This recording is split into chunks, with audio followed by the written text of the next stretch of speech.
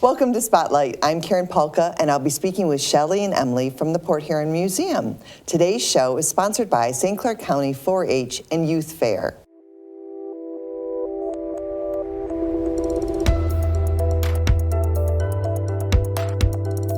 Welcome, ladies, to Spotlight. Hi. Thank you. The museum, the Port Huron Museum, is a treasure in our community. Tell us some things that are coming up that anyone can go to.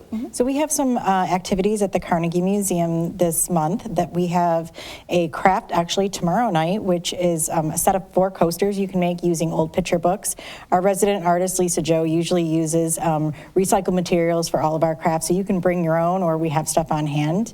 We also have a lecture from Ryan Johnson about Michigan and the World Wars, and that's on Sunday.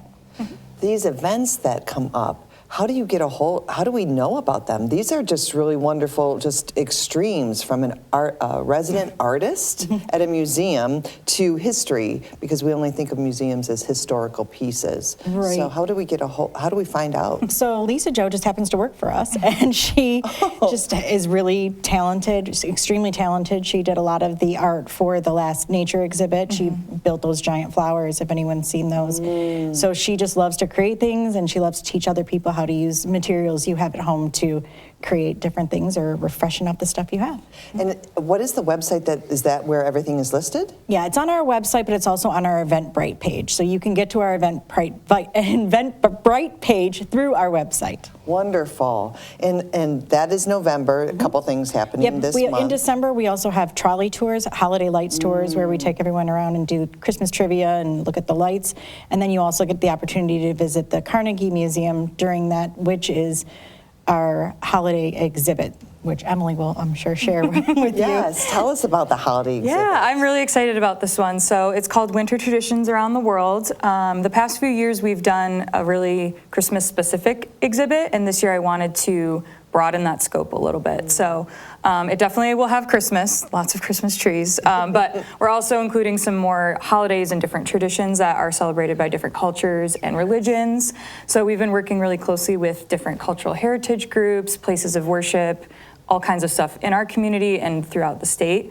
And right now we're in the middle of install, and it's been so cool to meet everybody, all these different groups from all over, and they're creating displays that represent their specific tradition or their holiday. When does this open? It opens on November 12th, so really soon, and then it will run through January 4th, so it'll get us through that holiday season when everybody's got family in town and looking for something to do. So, yeah. Is there a kickoff for the? Not this one. Sometimes we do have like big opening receptions. This one's a little bit shorter it's more of a seasonal temporary exhibit, so there won't be an opening reception for this one, but it does open to the public next Wednesday.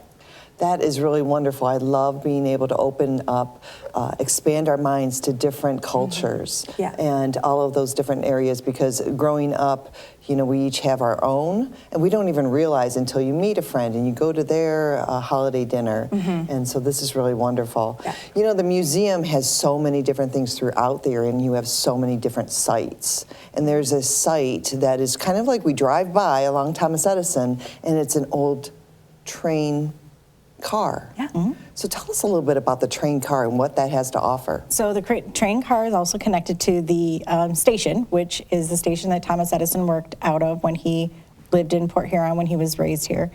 We do have special events there. This whole past year, we've been doing creepy cult classics. Because the Black Maria is like a replica of the first movie studio, which Thomas Edison built. And so we have seats in there, and we have a screen. So we've been showing movies the last Monday of every month.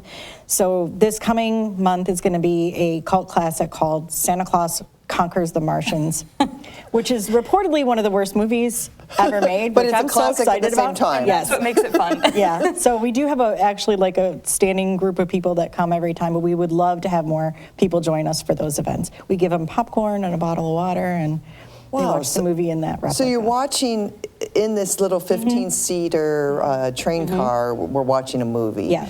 That sounds like a lot of fun. I have actually gone on the Murder and Mayhem tour. There's a lot of different tours that the museum has to offer. And create awareness about how awesome Port Huron, the local area, is. There's so much history. Do you have any favorites of your own?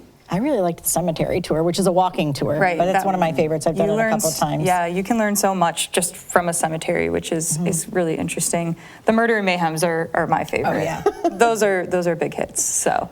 And with the museum, do you just work basically on a Carnegie? Do you work with the other sites? As a curator, I'm technically the curator of all 4 sites. I'm mostly based out at the Carnegie Museum because that's where our rotating exhibits are.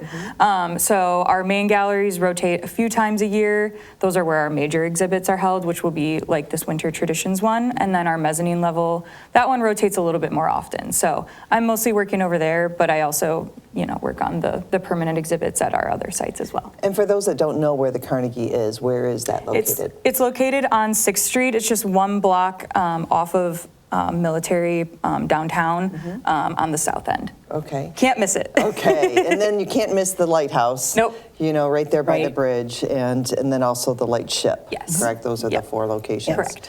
And are there any teasers you could give us for next year that are coming up that you'll come and speak to us about? We are working with the school district to hopefully put on a student art show in the spring, which I'm really, really excited about. That would be really great. All right. Well, thank you for joining us today. Absolutely. And Thanks and for if people having us. want to get to the museum website, what is that?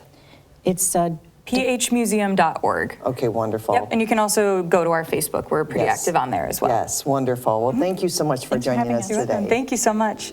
And thank you for joining us on Spotlight.